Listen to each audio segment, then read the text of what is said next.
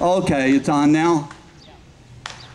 I'm going to speak about the word complacency. I don't have a prepared speech. All I know is that I'm fired up and I'm here. You're fired up and you're here. There are some preachers that are here. I don't see much of their congregation, and I don't see a whole lot of preachers here. I don't see veterans organizations. I see a few veterans. I don't see here public employees. There may be some, but there's nothing organized. Fraternity organizations, charitable organizations, you all have a stake in this. You know, the tax deduction is going to go. But there's, you know, what's happening in Washington is that we're having individual rights opposing collectivism. And these people mean business.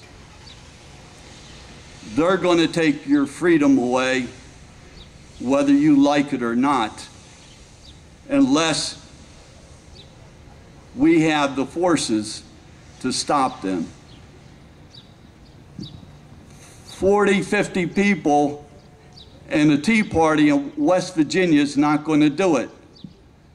The whole city ought to be here. The newspapers, the TV, the radio stations, all of the churches. They're starting with religious freedom. They're making it, they're minimizing it until it's not there, going to be there anymore. Hate speech is going to occur out of the pulpit because the liberals say it's hate speech.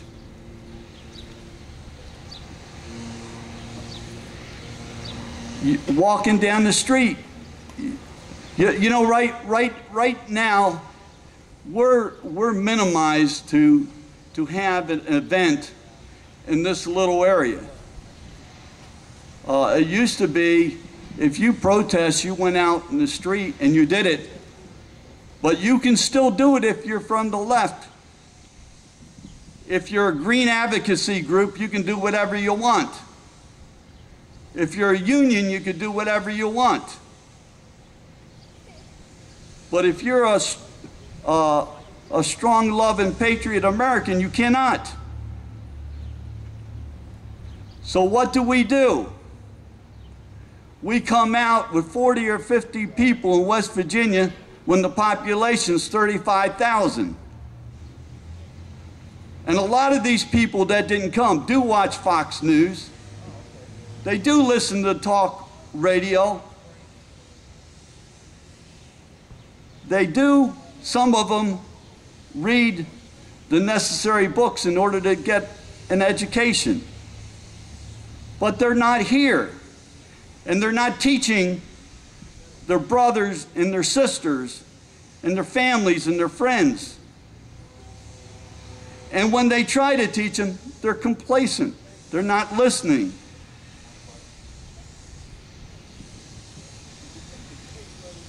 I guess a lot of you know that that British Petroleum was a top campaigner, contributor to Obama's campaign. I think it's a 75th day of the oil spill or something like that. I think it was last August, President Obama donated $2 billion of your taxpayer money to Brazil the Center for American Progress is owned by George Soros, who owns an interest in the Brazilian company.